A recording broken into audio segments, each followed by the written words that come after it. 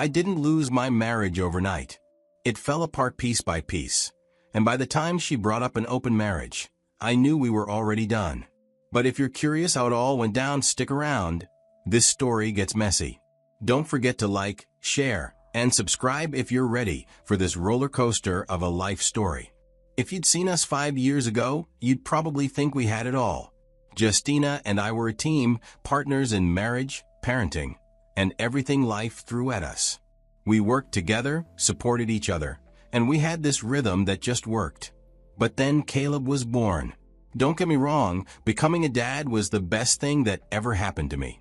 But what no one really tells you is how much it changes your relationship. Parenthood, it's amazing, but it's also overwhelming. And for us, it became this dividing line we didn't see coming.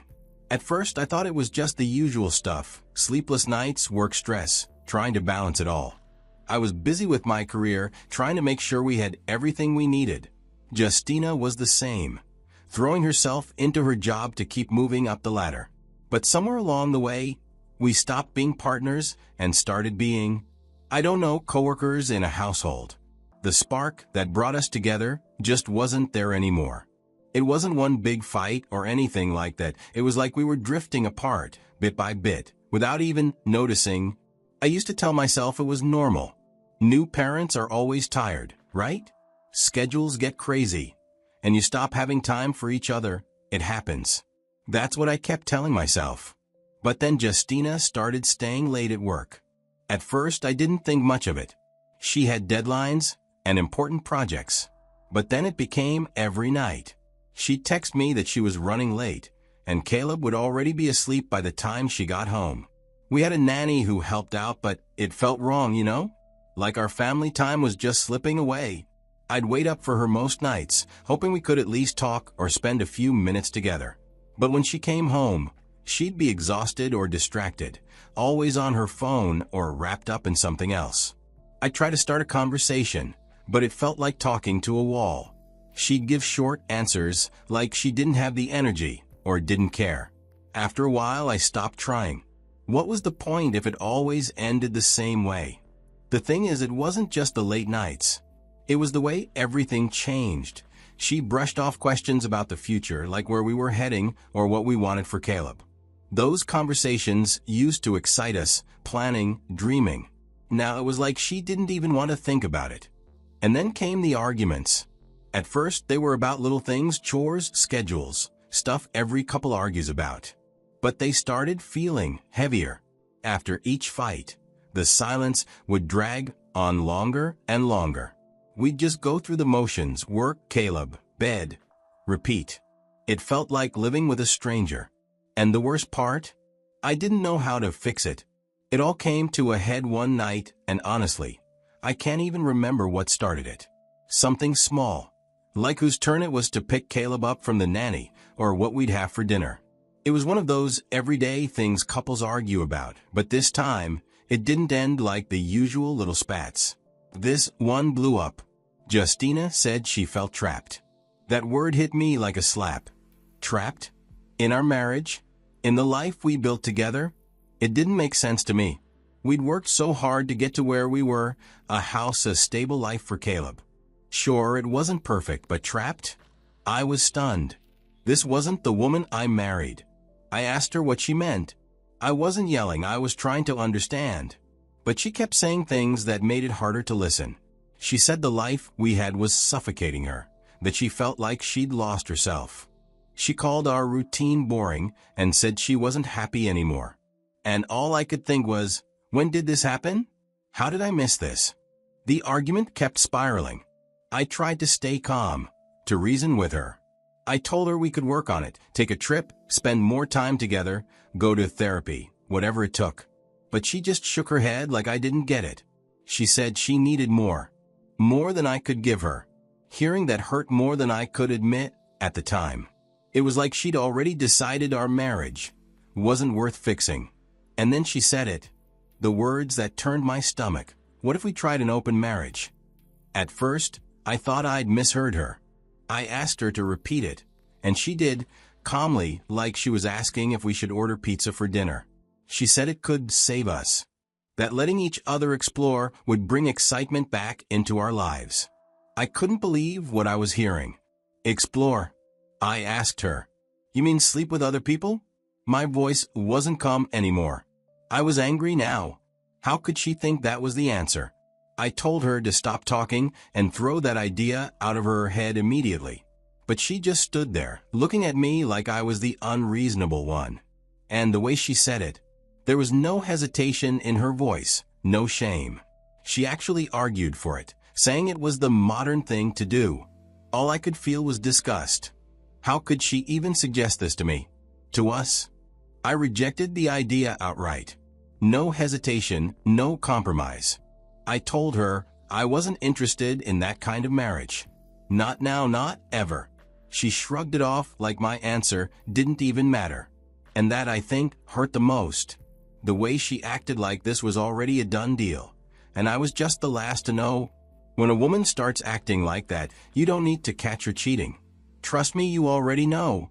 The day Justina brought up the open marriage, I knew she was either already seeing someone or had her eyes on somebody else. You don't just wake up one day and decide to throw your whole marriage into the deep end unless there's something or someone pulling you away. At first, I thought maybe she'd come to her senses. I gave it time. Weeks passed, but things only got worse. She was colder, distant, like I was just another piece of furniture in the house. She'd barely talk to me. And when she did, it felt forced, like she was counting the seconds until the conversation ended. It wasn't even worth trying to fix it anymore. I couldn't shake the feeling that she was already gone. So, I made the decision. Divorce. It wasn't easy, but at that point I couldn't see another way out. What's the point of staying married to someone who's already halfway out the door? I thought deciding to end the marriage was the hard part, but I had no idea what was coming next. The custody battle. Justina fought like her life depended on it. Not for me, not for us, but for Caleb. She made it her mission to make me look like the bad guy. According to her, I was inflexible, controlling, and emotionally distant. The court? They ate it up. It didn't matter that I'd been a good father or that I tried to keep the family together. In the end, she won primary custody. I was left with scraps, limited visitation rights, and a constant ache in my chest every time I thought about Caleb. I tried to stay connected, though. I called. I sent gifts, cards, letters, anything to remind him I was still here. But she shut me out. She wouldn't pick up the phone, wouldn't give him the letters. I started to feel like I was disappearing from my own son's life. And then, not even a month after we separated, I saw him. Some guy hanging around her place. You could tell he was comfortable. The way he carried himself, walking out of the house like it was his. And then I saw Caleb with him. They were laughing, playing catch in the front yard like this stranger was his dad. That broke me. It wasn't just about Justina moving on so quickly, although that stung more than I want to admit. It was seeing my son with another man, acting like I didn't exist. All the years I spent loving him, raising him, and being there for him could be replaced just like that. I wanted to march up to that house, to tell Caleb I was still his dad, but what could I do? Justina had control. She had the court support, and she made sure to remind me of it every chance she got. So I buried the pain. I poured everything into my work. It was the only way to keep myself from drowning in the weight of it all. Because when you lose your family like that, and when you lose your son like that, you either find something to hold on to, or you let the pain swallow you whole. A year after the divorce, Justina took me back to court. She wanted more child support. She claimed the money I was already paying wasn't enough to take care of Caleb. I was furious. It wasn't just about the money. It felt like she was using Caleb as a tool to get back at me. I had been trying to stay in my son's life, but every effort I made was blocked. She ignored my calls, didn't let Caleb visit, and even kept the gifts I sent him from reaching him. I knew this wasn't just about finances, it was control. Thankfully, my lawyer was prepared. He brought up everything Justina had been doing to keep me from Caleb. The missed calls, the blocked visits, the unopened gifts. The court listened. For once, it felt like they saw through her games. The judge ruled in my favor, and I'll never forget what they said to her. You cannot gatekeep a child from their father. They put a visitation schedule in place, and for the first time in a long time, I had a chance to be a real part of Caleb's life again. That first visit with Caleb was awkward. He barely looked at me at first, and kept his distance like I was a stranger. And in some ways, I guess I was. It had been a year, an entire year of him hearing who knows what from Justina about me. I could see it in his eyes. He didn't trust me. But I wasn't giving up. I knew this wasn't his fault. I started small. We played video games together, ones he liked when he visited me. I let him win sometimes, and other times he crushed me. We watched movies, ate his favorite food, and just hung out. Slowly, I saw him start to relax. He'd laugh at my bad jokes, or tell me about his school projects. Those moments meant everything to me. I could feel the walls between us starting to come down, brick by brick. Rebuilding that bond wasn't easy, and it wasn't quick. But every smile, every conversation, every time he called me Dad without hesitation, it was worth all the pain I'd gone through to get there. Caleb and I had lost a lot of time, but I was determined to make sure we'd never lose each other again. It was a Saturday morning, and I had come to pick Caleb up for the weekend. Usually, the routine was simple. She'd have him ready, standing by the door, and I'd barely get a hello before she closed it behind him. But this time was different. When I rang the doorbell, Justina opened the door and asked me to come inside. She said Caleb wasn't ready yet, that she needed a few minutes to get his things together. I paused for a second. She had never invited me inside since the divorce, not once. Honestly, it felt weird, but I didn't want to make a scene in front of Caleb, so I said, "All right," and stepped in. The house didn't change much. I stood awkwardly near the doorway, waiting, trying to keep things polite but distant. Then she walked into the living room and said, "Dre, can we talk for a moment?" Her tone caught me off guard. It wasn't defensive or cold like it usually was when we interacted. It was softer, almost nervous. I hesitated but nodded, figuring I'd hear her out. She motioned for me to sit down, and that's when she started. "I made a mistake," she said. Her voice was shaky, and she wouldn't look me in the eye. I thought I knew what I wanted, but I didn't. I stayed quiet, letting her speak. She went on to tell me how things had fallen apart with the guy she was seeing. Apparently, he had been abusive, controlling, manipulative, and worse. She didn't go into every detail, but what she said was enough. I could see the exhaustion on her face, the pain she'd been hiding. "I was wrong about everything," she continued. "About leaving, about asking for what I asked for. I see that now. And I miss us, Dre. I miss what we had. I want us to try again, for Caleb, for us." I sat there stunned. I couldn't believe what I was hearing. This was the same woman who had torn our family apart, who had kept my son from me, who had moved on so quickly it made my head spin. And now she wanted to come back? After everything?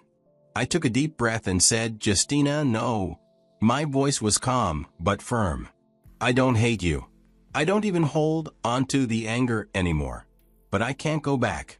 I can't risk putting myself in that place again. Caleb is my focus now. He deserves a father who's strong enough to move forward, not one who's stuck in the past."